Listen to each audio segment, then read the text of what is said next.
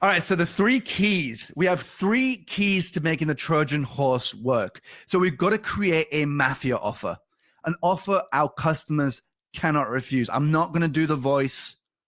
I promised myself I was not going to do the voice. I'm not very good at it, so I'm not going to do it. The key number two is getting people on our list. So once we have an offer, well, we have to get them on our list, right? We have to get them, capture them, get them subscribed. And then the third key is getting these people to buy with our instant reply text activator, generating $20 to $60 per subscriber. And this can happen in under 7 days.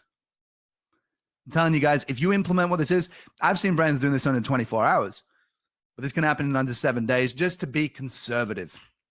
So let's talk about the first one. Key number one is crafting your mafia offer. We're going to make them an offer they cannot refuse, right? So the juicier the offer, the better. If you can get this offer so juicy that the customer is literally seeing this on their screen, they're on the mobile, and they're like, how in the world? Somebody's like, please do the voice. I can't do the voice. You'll have to forget me like on I'd have to have a couple of drinks, I'm not gonna lie.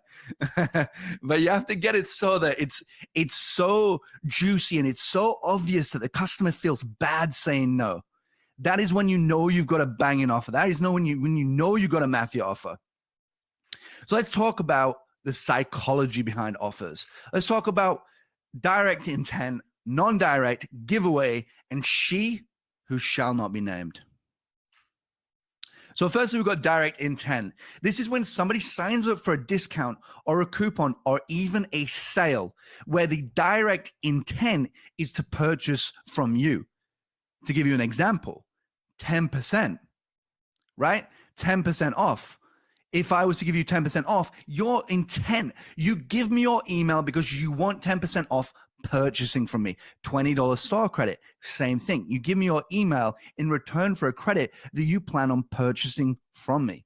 You might even sign up to a Valentine's Day, access to an early Valentine's Day, 48 hours, access, right? And you might give me your email, but the intent is to buy. And again, ladies and gents, please save your questions for the end. I will not answer them during the presentation.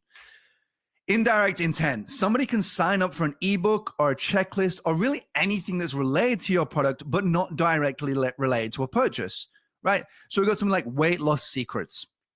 So send my ebook, or 5 ways to impress her. You might get a checklist, or double your sales, the perfect e-commerce abandoned cart template.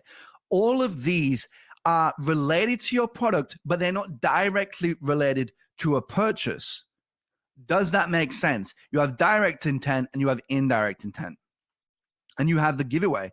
Right? This can be a great way to grow your subscriber base rapidly. However, the downside is that they often become unengaged and unresponsive fast. It's not my favorite way, but I think it's a good additional thing that you could be doing at all times.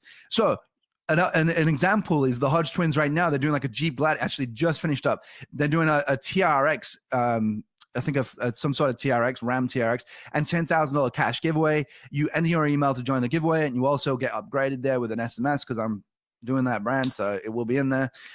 You could get a free dog bed every single month. They choose a winner, or for example, a $200 makeup bag at the end of every single month will join the giveaway. Really good way to do it.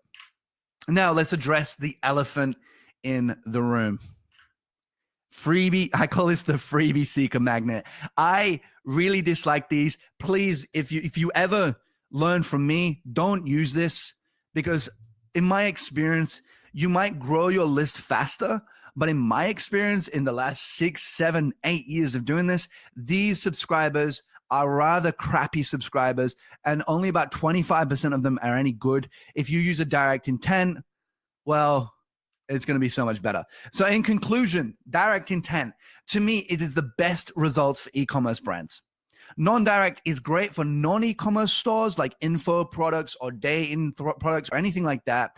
And a giveaway is best for list growth, right? If you want to do some sort of giveaway offer, that is best for list growth, but it's not for engaged subscribers. And spinning wheel, just don't do it.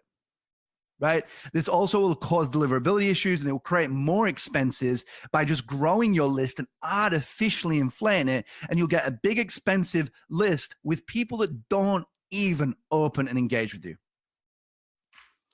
So what's a good offer? Let me give you a good example. 10% email and 20% SMS. If you can't afford those margins, 5% email, 10% SMS, whatever it is you want. And then trial a dollar value. Maybe you want to try $5, $10, $15, $20. It is whatever it is, up to you.